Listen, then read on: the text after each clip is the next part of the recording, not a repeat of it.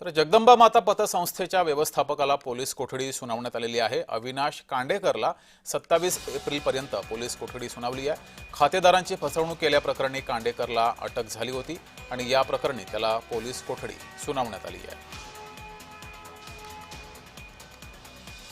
जगदंबा माता पतसंस्थेच्या व्यवस्थापकाला पोलीस कोठडी सुनावण्यात आलेली आहे।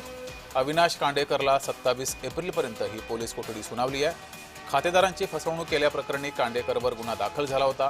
त्यानंतर त्याला अटक सुद्धा पोलिसांनी केली होती आणि त्याला आता पोलीस कोठडी ही सुनावण्यात आली आहे। न्यायालयाने ही पोलीस कोठडी सुनावली आहे। नाशिकमध्ये हा सगळा प्रकार घडला आहे।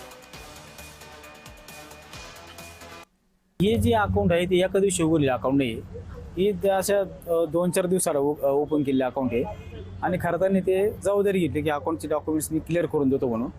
आणि ते जे नावं जे ते आहेत ते लोक काही आमच्याकडं त्यांचा प्रत्यक्ष संबंध आलेला नाही, काही नाही खरं सांगायचं म्हणजे ते काही लपवायचं काम नाही। ती एक खरं ती माझ्याकडून झाली टेक्निकल चूक आहे ती, त्याला आपण काय म्हणतो एक प्रभाव आली खाली म्हणा काय ते त्यावेळेस खरं एक प्रभावी ते हाय बघा ते आपल्याकडे ठेवी येत आहे। संस्था लहान होती, 12-13 कोटीच्या ठेवी त्या संस्था पुढे गेली पाहिजे या अँगलने मी पण ते ठेवी स्वीकारत गेलो। ती डॉक्युमेंटली ती माझ्याकडे त्रुटी राहून गेली ती।